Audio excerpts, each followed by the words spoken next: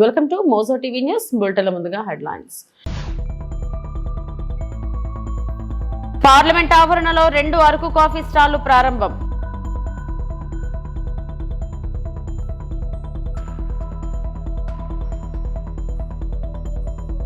ప్రభుత్వం ప్రతి రైతును ఆదుకోవాలన్న మాజీ ముఖ్యమంత్రి YS Jaganmohan Reddy.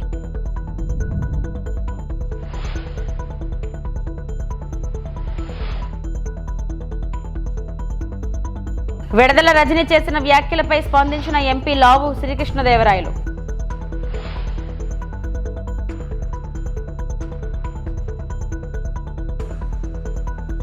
Betting app కేసులో ముగిసిన యాంకర్ శ్యామల విచారణ.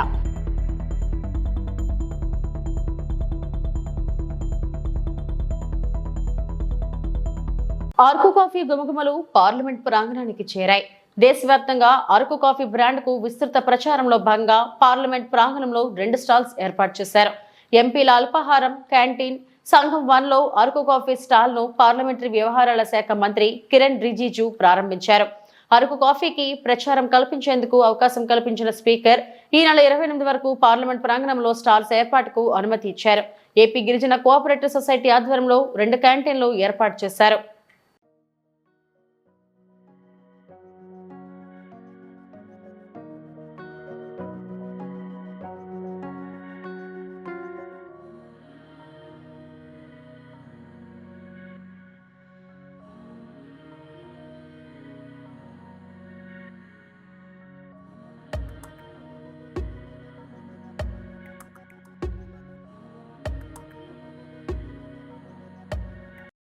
కొంగు బంగారం భద్రాచలం శ్రీ సీతారామచంద్ర స్వామి వారి శ్రీరామనవమి తిరు కళ్యాణ బ్రహ్మోత్సవాలకు ముఖ్యమంత్రి రేవంత్ రెడ్డికి ఆహ్వానం అందిందని భక్తులు తెలిపారు.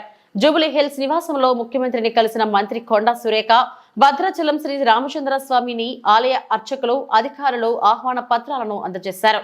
సీఎంతో పాటు ఉప ముఖ్యమంత్రి మల్లు భట్టి విక్రమార్క మంత్రి తుమ్మల నాగేశ్వరరావు కూడా ఆహ్వానించారు. భద్రాద్రి శ్రీరామనవమి బ్రహ్మోత్సవాల వాల్ పోస్టర్ ను ముఖ్యమంత్రి డిప్యూటీ సీఎం మంత్రులతో కలిసి ఆవిష్కరించారు.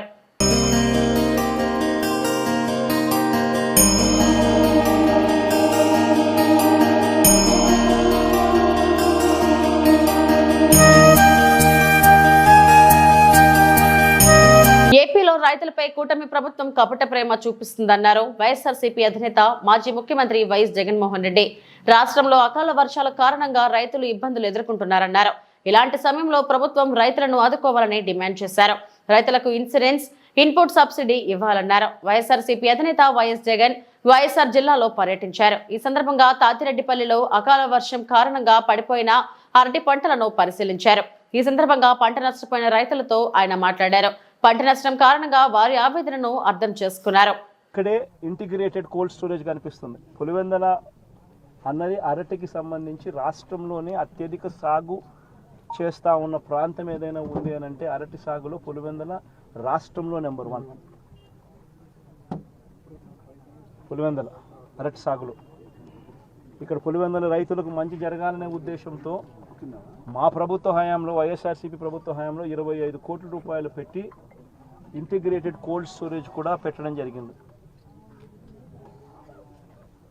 మా ప్రభుత్వం ఎలక్షన్లకు పోకు మునిపే దాన్ని ప్రారంభించడం కూడా జరిగింది. ఎంత దారుణమైన పరిస్థితి ప్రభుత్వంలో ఉంది అని అంటే కనీసం దానికి యూజర్ ఏజెన్సీని టెండర్ పిలిచి యూజర్ ఏజెన్సీని ఐడెంటిఫై చేసి యూజర్ ఏజెన్సీకి దాన్ని అప్పచెప్పి కనీసం దాన్ని వాడుకలేకి కూడా ఈ ప్రభుత్వం తీసుకొని రాకుండా ఈ ప్రభుత్వం నడిపిస్తూ ఉంది అని అంటే వీళ్ళకి రైతుల మీద ఎంత కపట ప్రేమ ఉంది అని చెప్పడానికి ఇంతకన్నా నిదర్శనం అవసరం.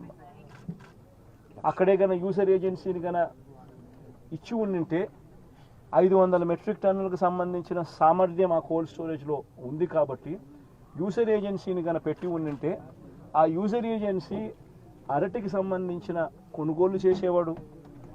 వీళ్ళు రైతన్నలు ఆ యూజర్ ఏజెన్సీ అక్కడ పనిచేస్తూ ఉంది కాబట్టి వీళ్ళైనా కూడా అక్కడ పెట్టుకునే పరిస్థితి ఉండేది.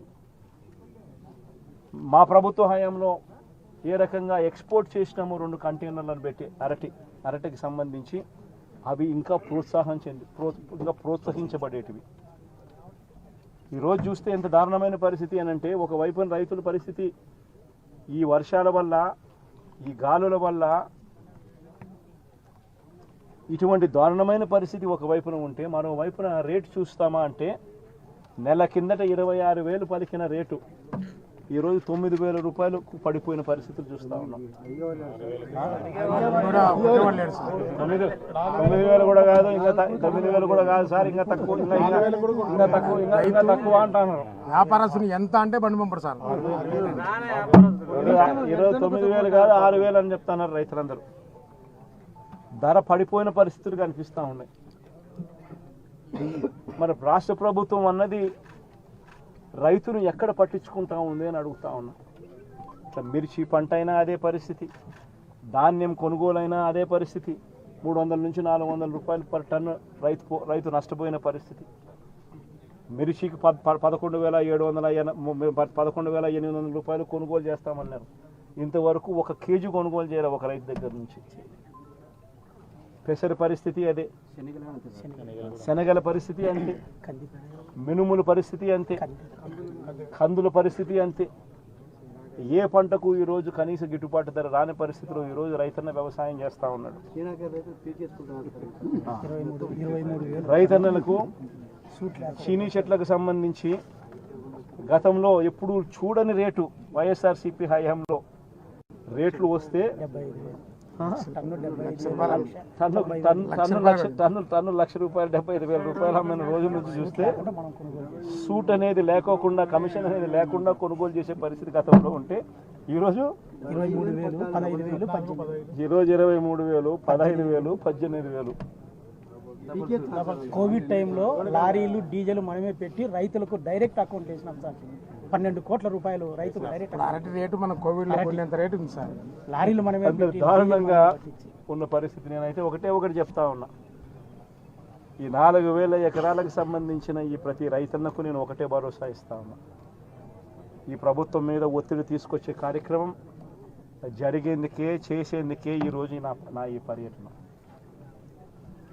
ఈ పెద్ద మనిషి చంద్రబాబు నాయుడు గారు రైతులకు ఇవ్వాల్సిన ఇన్పుట్ సబ్సిడీ ఖచ్చితంగా ఇవ్వాలి, ఇన్సూరెన్స్ సొమ్ము కూడా ఖచ్చితంగా రైతులకు అందరికీ కూడా రావాలి.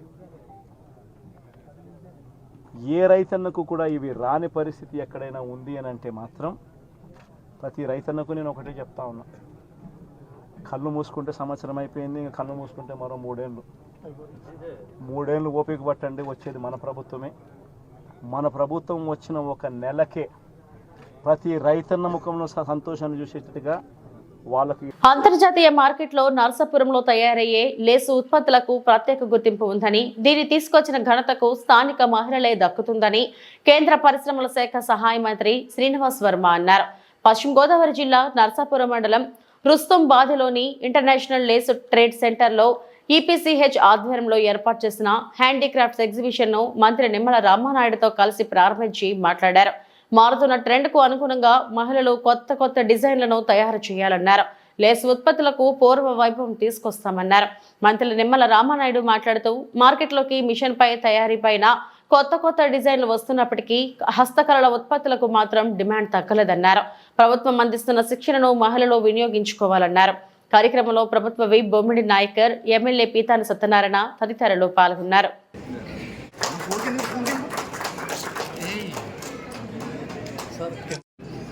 జరుగుతున్నటువంటి ఎక్స్పో కార్యక్రమానికి నిర్వాహకుడైనటువంటి శ్రీ తులసిరావు గారికి, ఈ హస్తకళల్ని ఎగుమతుల యొక్క ప్రోత్సాహంలో కీలకమైనటువంటి పాత్ర వహించేటువంటి ఈపీసీహెచ్ ఆధ్వర్యంలో నిర్మించబడుతుంది.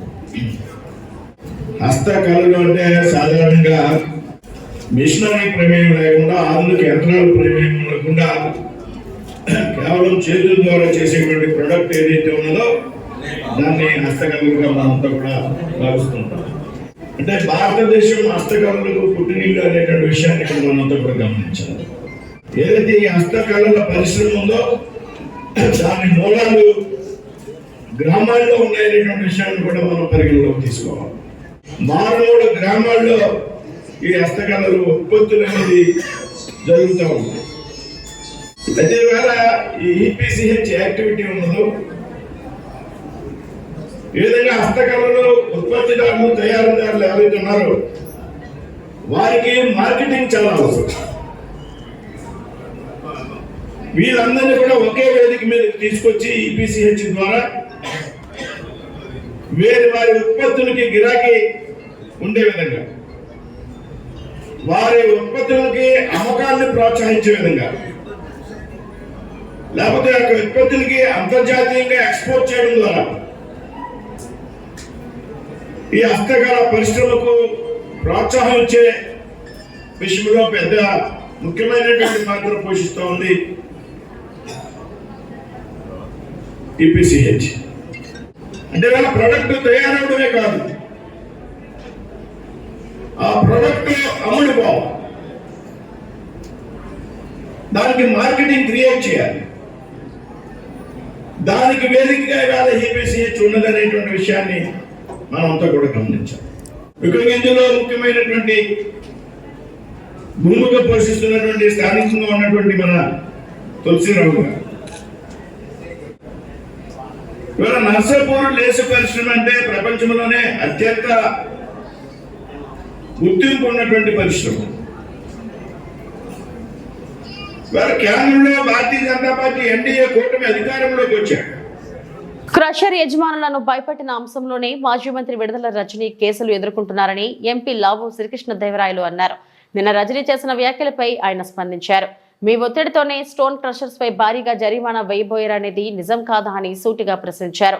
40 ఏళ్ల నుంచి విద్యా సంస్థలు నడుపుతున్న తాము ఏనాడు భూములు కావాలని ప్రభుత్వాన్ని అడిగింది లేదని స్పష్టత ఇచ్చారు. 45 సంవత్సరాలుగా 1977 నుంచి విజ్ఞాన విద్యా సంస్థలు నడుపుతా ఉన్నాం. ఈ 45 సంవత్సరాలు పైగా ఉన్న ప్రయాణంలో ఆంధ్ర రాష్ట్రంలో కాదు దేశం మొత్తం ఎక్కడా కూడా, ఆంధ్ర రాష్ట్రంలో కాదు దేశం మొత్తంలో ఎక్కడా కూడా గవర్నమెంట్ కి మేము రిక్వెస్ట్ పెట్టి మాకు ల్యాండ్ అలాట్ చేయండి అని చెప్పి ఒక్క దగ్గరన్నా మేము ల్యాండ్ అలాట్ చేయించుకున్న దాఖలాలు ఉంటే దయచేసి మీడియా మిత్రులకు చూపించాలి, లేకపోతే బయటకు తీసుకొచ్చి చూపించండి. తప్పకుండా 45 సంవత్సరాలు ఎప్పుడు కూడా మేము ఎక్కడ ఏ గవర్నమెంట్ దగ్గర నుంచి కూడా ల్యాండ్ మేము విద్యా సంస్థలు పెడతాము మాకు ల్యాండ్ ఇవ్వండి అని చెప్పి మేము ఎప్పుడు కూడా అడిగింది లేదు, తీసుకుంది లేదు. ఈ క్రషర్స్ విషయం, ఏ క్రషర్స్ దగ్గర డబ్బులు తీసుకున్నారు అనే దాని మీద మీరు చెప్పారట, నేనేదో కేసు పెట్టించాను, రెడ్ బుక్ లో ఉంది, దాన్ని తీసుకొని ఈ కేసులు చేస్తా ఉన్నారు, ఈ 9 నెలల నుంచే పెట్టారు. అమ్మా మీరు మరి చూసారో లేదో నేను మీడియా మిత్రులు కూడా ఇస్తాను, దాని తర్వాత ట్విట్టర్ లో కూడా షేర్ చేస్తాను, అందరూ కూడా చదువుకోవచ్చు. ఇది స్టేట్మెంట్ ఎవరిచ్చారంటే పి జాషువా ఐపీఎస్ ఆఫీసర్. ఈయనకి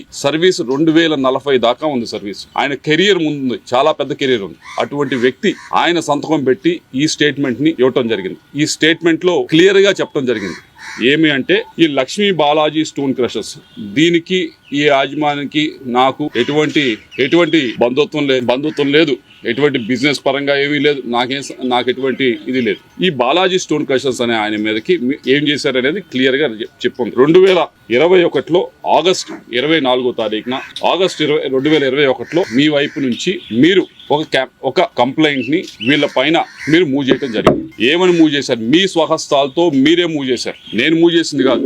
ఇదేదో 2024 అధికారంలోకి వచ్చిన తర్వాత చేసింది కాదు. ఇది మీరు కంప్లైంట్ పెట్టడం జరిగింది. ఈ లక్ష్మీ బాలాజీ స్టోన్ క్రషర్స్ లో చాలా అక్రమం జరుగుతా ఉంది, దీని మీద ఫైన్ వేయండి అని చెప్పి మీరు కంప్లైంట్ పెట్టారు. కంప్లైంట్ పెట్టిన దాని మీద జాషువా గారు దీని మీద ఇది చిన్న విషయం కదా అని చెప్పి యాక్ట్ చేయలేదు. యాక్ట్ చేయకపోతే మీరేం చేశారు? మీరు తిరగని ఆఫీస్ లేదు, ప్రతి ఆఫీస్ దగ్గరికి వెళ్ళారు, ఆయనకి ఫోన్ చేయించారు. మీరు బాలినేని శ్రీనివాస్ రెడ్డి గారి దగ్గరికి వెళ్ళలేదు. మీరు ఈ విషయం పైన బాలినేని శ్రీనివాస్ రెడ్డి గారి దగ్గరికి మాధవ్ రెడ్డి అనే సాక్షి జర్నలిస్ట్ తీసుకుని మీరు 116 ఇందిరమ్మ ఇళ్లు పంపిణీ చేసిన మంత్రి పొంగులేటి శ్రీనివాసరెడ్డి భద్రాద్రి కొత్తగూడెం జిల్లా భద్రాచలం ఏఎంసీ కాలనీలో పేదలకు ఇందిరమ్మ ఇళ్లు పంపిణీ కార్యక్రమంలో పాల్గొని ప్రారంభోత్సవం చేసిన మంత్రి పొంగులేటి శ్రీనివాసరెడ్డి, ఆయనతో పాటు భద్రాచలం ఎమ్మెల్యే తెల్లం వెంకట్రావు, మహబూబాబాద్ ఎంపిక పోరిక బలరాం నాయక్, జిల్లా collector Jitesh, V Patil, ITD PO Rahul, ASP Vikrant Kumar తదితరులు పాల్గొన్నారు.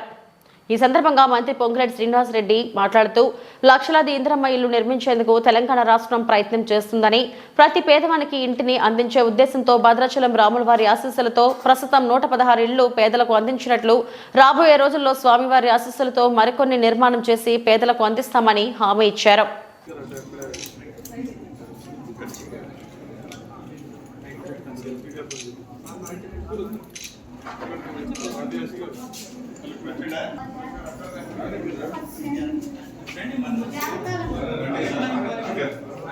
షిఫ్ట్ అవ్వలేదా?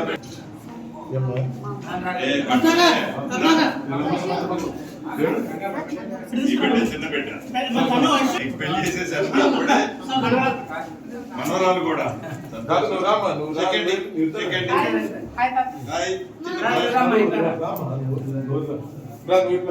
కలెక్టర్ గారు ఈ జంటకి మీరు బట్టలు పెట్టండి.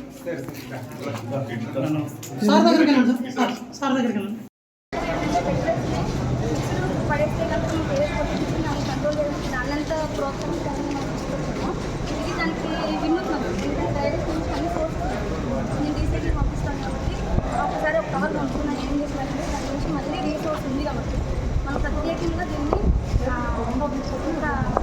సపరేట్ అంటే ప్రతి ఐటమ్ పేపర్ అలాగే ప్లాస్టిక్ మ్యూజిక్ ప్లాస్టిక్ ఇలా అన్ని రకాలు కూడా సపరేట్ రీసైకిల్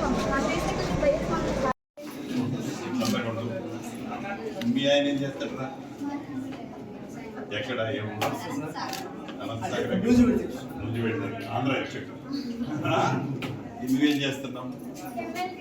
ఎమ్మెల్యే చేస్తుంది. అందరూ ఎమ్మెల్యే చేస్తున్నారు. ఇంద్ర ఎంపీ గారు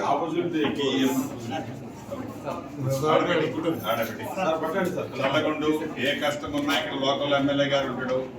ఏదైనా కలెక్టర్ గారు లేదా నాకన్నా ఫోన్ చేయి. శాసనమండలిలో తమకు సమాధానం చెప్పలేక మంత్రులు తోకముడిచారని వైఎస్ఆర్సీపీ ఎమ్మెల్సీ పర్వతిరెడ్డి చంద్రశేఖర్ రెడ్డి విమర్శించారు. నెల్లూరులో మీడియాతో మాట్లాడిన చంద్రశేఖర్ రెడ్డి ప్రజలకు ఇచ్చిన హామీలను అమలు చేయడంలో ప్రభుత్వం ఘోరంగా విఫలమైందన్నారు. కూటమి ప్రభుత్వం వైఫల్యాలను మండలిలో అడుగడుగునా ఎండగట్టాం. మా ప్రశ్నలకు సమాధానం చెప్పలేక మంత్రి లోకేష్ అబద్ధాలు చెప్పారు. బీసీల బలవంతపు రాజీనామాలపై సుదీర్ఘంగా చర్చించకుండా లోకేష్ తోకముడిచారు. గత ప్రభుత్వంలో లక్షల ఉద్యోగాలు ఇస్తే కూటమి ప్రభుత్వం ఒక్క ఉద్యోగం కూడా ఇవ్వలేకపోయిందని, డీఎస్పీ నోటిఫికేషన్ కై సంతకం పెట్టి ఇప్పటి వరకు దానిపై ప్రభుత్వం స్పష్టత ఇవ్వలేదన్నారు. గత ప్రభుత్వం లక్షల్లో ఉద్యోగాలు ఇస్తే కూటమి ప్రభుత్వం ఉన్న ఉద్యోగాలను తీసేస్తుందన్నారు. వచ్చినాయి ఏం చెప్తున్నానంటే 2019కి ముందు తెలుగుదేశం పార్టీ అధికారంలో ఉంది. వారు ఒక్క సంవత్సరం పాటు ఫీజు రియంబర్స్మెంట్ 18-19 బకాయిల్ని ఒకే రోజు 28/4/2020 వాళ్ళు పెట్టినటువంటి 1 year బకాయిల్ని జగన్మోహన్ రెడ్డి గారు సింగిల్ డే రిలీజ్ చేసినారు. లోకేష్ గారు ప్రధానంగా చెప్పినటువంటి అంశం ఏంటంటే 13 లక్షల మంది, చాలా ఇంపార్టెంట్ పాయింట్, 13 లక్షల మంది గవర్నమెంట్ ఎడ్యుకేషన్ స్కూల్స్లో నుంచి పిల్లలందరూ కూడా డ్రాప్ అయినారు. దీనికి వైఎస్ఆర్సీపీ ప్రభుత్వమే కారణం అంటే రాష్ట్రంలో 13 లక్షల మంది విద్యార్థులు ప్రభుత్వ స్కూల్స్లో నుంచి డ్రాప్ కావడానికి వైఎస్ఆర్సీపీ కారణమని ఒక పెద్ద ఆరోపణ చేసినారు. మీరు ఒక్కసారి ఆలోచించండి, జగన్మోహన్ రెడ్డి గారు ఏం పాపం చేసినారు? మీకు తెలుసు కదా, గవర్నమెంట్ స్కూల్స్ మనం చదువుకునేటప్పుడు ఎట్టున్నాయి, ఈరోజు గవర్నమెంట్ స్కూల్స్ ఎట్టున్నాయి. నాడు నేడు ద్వారా సుమారుగా 45,000 స్కూల్స్ని ఒక అద్భుతంగా తీర్చిదిద్దినారే. అందుకు డ్రాప్ అవుతారా 13 లక్షల మంది? వారందరికీ కూడా చక్కగా అంతకుముందు లేవు ఫ్యాన్స్ కానీ, లైట్స్ కానీ, ఫర్నిచర్, డ్యూయల్ డెస్క్లు, పిల్లలందరూ కూడా చక్కగా మంచినీళ్ళు తాగాలి. అంతకుముందు ట్యాప్ వాటర్ కూడా దొరికేటివి కాదు. ఈరోజు ప్రతి స్కూల్లో కూడా ఆర్ఓ సిస్టమ్స్ పెట్టాం, యూవీ సిస్టమ్స్ కూడా కాదు. ఈ ఆర్ఓ సిస్టమ్స్ పెట్టి వారందరికీ కూడా టీచర్స్కి అందరికీ మంచినీటి సదుపాయం ఏర్పాటు చేసినాం. అందుకు పిల్లలు డ్రాప్ అవుతారా? అలానే టాయిలెట్స్ మీరు చూడండి, మన ఇళ్లలో కంటే కూడా అద్భుతంగా ఈరోజు ప్రతి గవర్నమెంట్ స్కూల్స్లో కూడా అద్భుతంగా మార్బుల్స్ వేసి, గ్రానైట్స్ వేసి, టైల్స్తో వాటన్నిటిని కూడా టాయిలెట్స్ని అద్భుతంగా వాటన్నిటిని కూడా ఏర్పాటు చేస్తున్నారు. అదేవిధంగా పిల్లలందరికీ కూడా అంతకుముందు ఎలా ఉన్నాయి, గోడ మీద నల్ల పెయింట్ వేస్తే దాని మీద ఐవార్లందరూ కూడా టీచ్ చేసేవాళ్ళు. ఈరోజు అంతా కూడా గ్రీన్ బోర్డ్స్ ఉన్నాయి. అలానే ఐఎఫ్పి ప్యానల్ బోర్డ్స్, ఒక్కొక్క బోర్డు 2,70,000. లోయర్ క్లాసెస్కి అయితే స్మార్ట్ టీవీలు, ప్రతి క్లాస్లో కూడా స్మార్ట్ టీవీలు పెట్టారు. ప్రతి పిల్లోడికి కూడా బైజస్ ట్యాబ్ ఇచ్చారు. సో ఇంత కాంపౌండ్ వాల్స్ పెట్టారు. మిడ్ డే మీల్స్, అంతకుముందు ఎలా ఉంది, మెనూ అసలు లేదు కదా, ఏదో భోజనం వాటర్ పెట్టడం, ఒక కూర వేయడం ఉండేది. కానీ ఈరోజు చక్కగా రోజుకు ఒక మెనూ ద్వారా కోడిగుడ్డు ఇవ్వడం కానీ, ఇవన్నిటిని కూడా అద్భుతంగా మిడ్ డే మీల్ సుమారుగా 44 లక్షల మంది పిల్లలకి ప్రతిరోజు మిడ్ డే మీల్ పెడతా ఉన్నాం. అలానే పిల్లలు ఇంకా బాగుండాలని రాగి జావా ఇస్తా ఉన్నాం.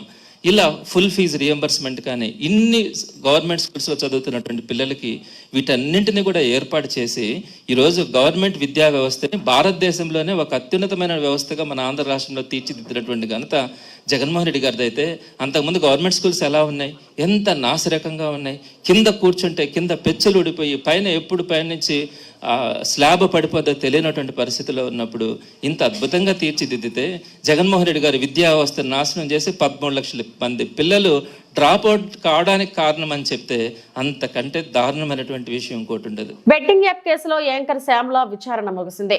3 గంటలకు పైగా శ్యామలను పంజగుట్ట పోలీసులు ప్రశ్నించారు. బెట్టింగ్ వల్ల జరిగిన నష్టాన్ని ఎవరూ పూడ్చలేనిదన్న శ్యామల ఇలా చేయడం తప్పు అని తెలిపారు. తనపై నమోదైన ఎఫ్ఐఆర్ కొట్టివేయాలని ఇటీవల శ్యామల పిటిషన్ దాఖలు చేశారు. శ్యామలను అరెస్టు చేయవద్దని పోలీసులను హైకోర్టు ఆదేశించింది. పోలీసుల విచారణకు సహకరించాలని శ్యామలకు హైకోర్టు సూచించింది. ఇదే కేసులో ఇప్పటికే విష్ణుప్రియ, రీతు చౌదరిని పంచగుట్ట పోలీసులు విచారించారు. అందరికీ నమస్తే. I respect your time. అందరూ చాలాసేపు వెయిట్ చేస్తున్నారు. ఇన్వెస్టిగేషన్ జరుగుతోంది, మీ అందరికీ తెలుసు. విషయం కోర్టులో ఉంది. సో దీని గురించి ప్రస్తుతము మాట్లాడడం అన్అఫీషియల్ అవుతుంది. ఆ విషయం నాకంటే బాగా మీకే తెలుసు. సో డెఫినెట్గా మేము ఇన్వెస్టిగేషన్కి కోఆపరేట్ చేస్తున్నాము. చట్టాల మీద, న్యాయ వ్యవస్థ మీద నమ్మకం ఉంది. ఖచ్చితంగా కల్పిట్స్ని పట్టుకోవడంలో నేను ఎంతవరకు సాయం చేయగలను అంతవరకు డెఫినెట్గా పోలీసులకి నా సపోర్ట్ ఎప్పుడూ ఉంటుంది.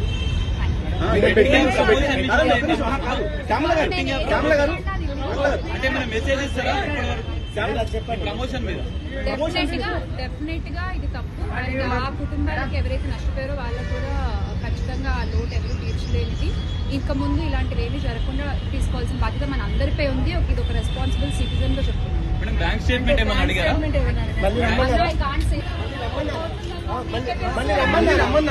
పశ్చిమ గోదావరి జిల్లా కూటమి ప్రభుత్వం ఎన్నికల ముందు ఇచ్చిన హామీలు వదిలేసి మాజీ మంత్రి జగన్మోహన్ రెడ్డి గారిని వక్రీకరిస్తున్నారని వైఎస్ఆర్ కాంగ్రెస్ పార్టీ మహిళా విభాగం ప్రధాన కార్యదర్శి కర్రా జయసరిత పాలకొల్లు వైసీపీ కార్యాలయంలో మీడియాతో మాట్లాడారు. సూపర్ 6 హామీలు ఇచ్చిన హామీలు గాలికి వదిలేశారని, యువతకు ఉద్యోగ అవకాశాలు ఇస్తారని, యువతను, రైతులను, ప్రజలను కూటమి ప్రభుత్వం మోసం చేసిందని మాట్లాడిన కర్రా జయసరిత రాష్ట్రంలో జరుగుతున్న పరిస్థితులను కనుక మనం గమనిస్తే ప్రజలు ఎన్నో సమస్యలతో బాధపడుతూ ఉంటే ఈ కూటమి ప్రభుత్వంలో ఉన్న నేతలు, ముఖ్యమంత్రి గారు, అలాగే ఉప ముఖ్యమంత్రి గారు, ఎమ్మెల్యేలు అందరూ కలిసి చీప్ కామెడీలు చేస్తూ సేద తీరుతున్నారు. మరి ఒక పక్కన సూపర్ 6 హామీలన్నీ కూడా అమలు చేసేసాం అన్నట్టుగా, అలాగే ప్రజలు కూడా ఎంతో సంతోషంగా జీవిస్తున్నారు అన్నట్టుగా వీళ్ళందరూ కూడా ఎకిలి స్కిట్లు చేస్తూ, అలాగే చౌకబారు మాటలతో మరి జగన్మోహన్ రెడ్డి గారిని ఉద్దేశించి వాళ్ళు చేస్తూ ఉన్నారు. అంటే జగన్మోహన్ రెడ్డి గారు అంటే ఎందుకు అంత ద్వేషం అని అడుగుతూ ఉన్నాను. మరి మా ఎమ్మెల్యేలు కూడా అక్కడే ఉంటే క్రీడలు సంస్కృత కార్యక్రమంలో భాగంగా విజయవాడలో జరిగిన మీటింగ్లో మా ఎమ్మెల్యేలు కూడా అక్కడే ఉండి మరి మీ మీద ఇలాంటి ఎకిలి స్కిట్లు చేస్తూ ఉంటే మీరు కూడా పగలబడి అలాగే నవ్వుతారా అని అడుగుతా ఉన్నాను. ఎందుకంటే చంద్రబాబు నాయుడు గారు అధికారంలోకి ఎన్నికల ముందు ఏం చెప్పారు? బాబు వస్తే జాబ్ వస్తుందని చెప్పి ఒక కొటేషన్ పెట్టి మరి విద్యార్థులందరినీ నమ్మించి ఓట్లేసి తర్వాత 2 లక్షల ఉద్యోగాలు తీసేస్తున్నామని చెప్పి అసెంబ్లీ సాక్షిగా ప్రభుత్వం చెప్పింది. ఇది నిప్పులాంటి నిజం కాదా అని అడుగుతా ఉన్నాను. అలాగే మరి అధికారంలోకి వచ్చిన తర్వాత బాబు గారు మీరు ప్రభుత్వ ఉద్యోగాలు ఎన్ని వచ్చాయి, ప్రైవేట్ ఉద్యోగాలు ఎన్ని ఇచ్చారు, అలాగే క్యూ కట్టిన కంపెనీలు ఎన్ని, క్యూ కట్టని కంపెనీలు ఎన్ని, నిరుద్యోగ భృతి ఇస్తా ఉన్నారు, ఎప్పుడు ఇస్తారు, ఎక్కడిస్తారు, ఎలా ఇస్తారు అని అడుగుతా ఉన్నాను. మరి ప్రజల్లో కూడా అన్ని వర్గాల వారు కూడా ఎన్నో సమస్యలతో బాధపడుతూ ఉన్నారు. ఈరోజు ఫీజు రీఎంబర్స్మెంట్ నుంచి విద్యార్థుల వరకు, అలాగే రైతుల నుంచి మహిళల వరకు, సూపర్ 6 నుంచి వాలంటీర్ల వరకు అందరూ కూడా ఎన్నో సమస్యలతో ప్రజలు బాధపడుతూ ఉంటే మీరు కామెడీ స్కిట్లు చేసుకుంటూ జగన్మోహన్ రెడ్డి గారిని బాడీ షేమింగ్ చేస్తూ వాడు వీడు అంటూ మాట్లాడుతూ మరి ఈరోజు అవహేళన చేస్తూ ఉన్నారు. చౌకబారు మాటలు మాట్లాడుతూ ఉన్నారు, దౌర్భాగ్యం వ్యాఖ్యలు చేస్తూ ఉన్నారు, డిగ్రేడ్ మాటలు మాట్లాడుతూ ఉన్నారు, లో లెవెల్ కామెడీలు చేస్తూ ఉన్నారు. మరి ఇలాంటి మాటలన్నీ చూసి కామెడీ చూసిన తర్వాత ప్రజలందరూ అంటున్నారు ఇదేం కర్మరా బాబు.